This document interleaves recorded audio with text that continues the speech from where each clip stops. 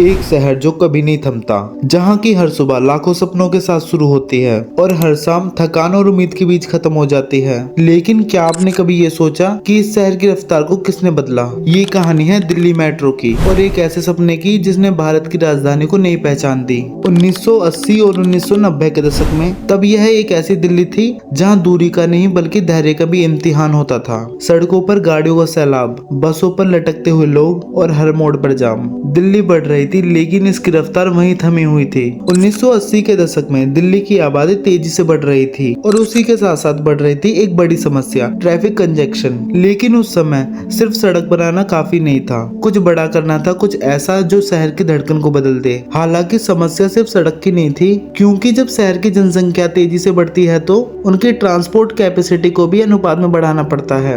लेकिन दिल्ली में ये संतुलन पूरी तरह से बिगड़ चुका था। वैज्ञानिक अध्ययन बताते हैं कि जब वाहनों की संख्या उनकी क्षमता से ज्यादा हो जाती है तो औसत गति 40 किलोमीटर प्रति आवर से गिरकर 10 से 15 किलोमीटर प्रति आवर हो जाती है और इसी समस्या की वजह से हर दिन लाखों लीटर ईंधन बर्बाद हो रहा था। अब दिल्ली को चाहिए था एक समाधान जो कि तेज हो, सुरक्षित हो और टिकाऊ हो। लेकिन 1969 में पहली बार दिल्ली में मेट्रो सिस्टम बनाने का विचार आया। हालांकि उस समय ये सिर्फ एक सपना था, क्योंकि तकनीक सीमित थी, संसाधन कम थे और सबसे बड़ी बात राजनीतिक इच्छा शक्ति की कमी थी।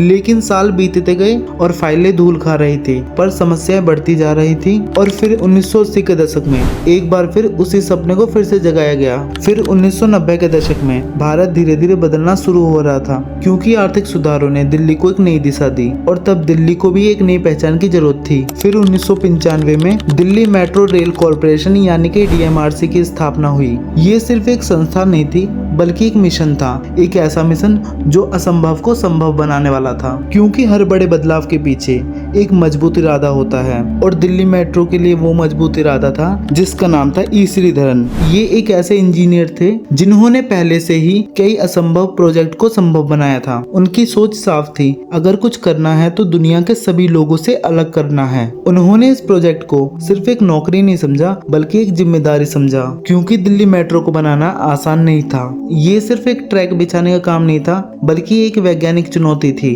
क्योंकि दिल्ली की मिट्टी अलग अलग जगहों पर अलग थी, कहीं रेत, कहीं चट्टान, कहीं पानी, और इन सब के बीच सुरंग बनाना बहुत मुश्किल काम था। मेट्रो बनाने के लिए TBM मशीन का इस्तेमाल किया गया, जो जमीन के अंदर धीरे धीरे सुरंग बनाती है। ये मशीन इतनी सटीक होती है कि मिलीमीटर के अंतर में भी गलती नहीं करती। लेकिन मेट्रो की सुरंग को बनाने के दौरान हर दिन एक नई चुनौती आती थी। कभी जमीन धंस जाती तो कभी पानी भर जाता। लेकिन उस समय सबसे बड़ा दुश्मन था समय, क्योंकि हर दिन की देरी करोड़ों का नुकसान कर देती थी। श्रीधरन का सिर्फ एक नियम था कि डेडलाइन मिस नहीं होगी। मेट्रो का काम 24 घंटे चलता था, क्योंकि हर कोई जानता था ये सिर्फ एक प्रोजेक्ट नहीं है बल्कि ये एक इतिहास है। लेकिन इतनी बड़ी योजना में सुरक्षा सबसे बड़ी प्राथमिकता थी। हर बीम, हर पिलर, हर ट्रैक वैज्ञानिक गणनाओं पर आधारित था और सालों की मेहनत के बाद एक सपना धीरे धीरे हकीकत बन रहा था।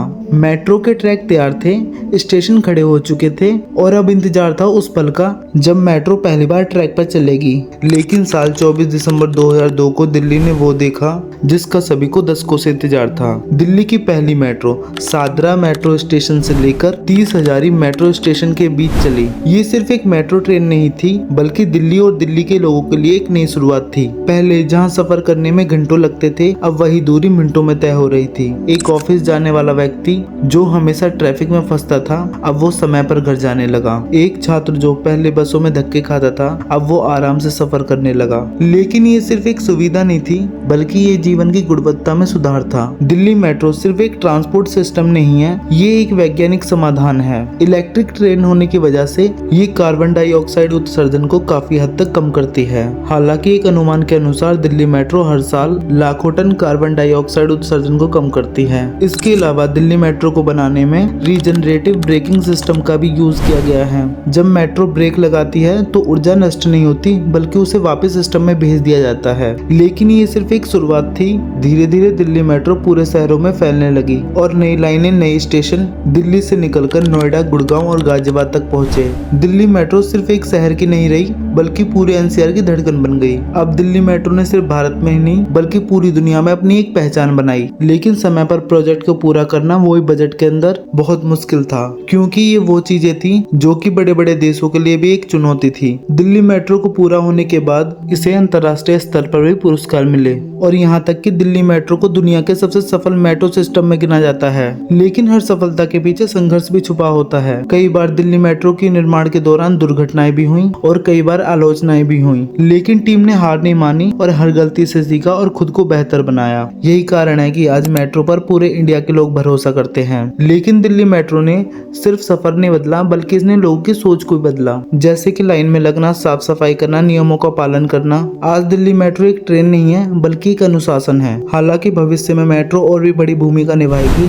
क्योंकि शहर बढ़ते रहेंगे और उनके साथ साथ लोगों की जरूरतें भी। क्योंकि दिल्ली मेट्रो सिर्फ एक प्रोजेक्ट नहीं है बल्कि एक उदाहरण है कि इरादे मजबूत हों तो कोई भी सपना असंभव नहीं होता। और ये हमें ये भी सिखाती है कि बदलाव समय लेता है, लेकिन जब समय आता है तो पूरी दुनिया बदल जाती है। हालांकि हर दिन लाखों लोग इस मेट्रो में सफर करते हैं, लेकिन शायद ही कोई सोचता है कि इस सफर के पीछे कितनी मेहनत, कितना विज्ञान और कितनों का सपना छुपा है। अगर कभी रास्ते मुश्किल लगे तो याद रखना, दिल्ली मेट्रो भी कभी एक सपना था।